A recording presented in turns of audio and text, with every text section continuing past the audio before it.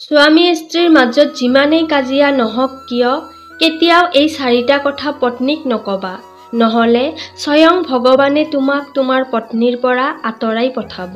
Number 1, পত্নীক কেতিয়াও নকবা যে তুমি দেখিবলৈ বেয়া, তোমাৰ শৰীৰৰ অংগবোৰ বেয়া, তোমাৰ চেহেৰাটো দেখিবলৈ একেবাৰেই বেয়া, কাৰণ শৰীৰটো ভগৱানে বনোৱা, তোমাৰ কোৱাৰ কোনো অধিকাৰ নাই। নাম্বাৰ 2, পত্নীক কেতিয়াও নকবা তুমি আমাৰ ঘৰৰ পৰা ওলাই যোৱা।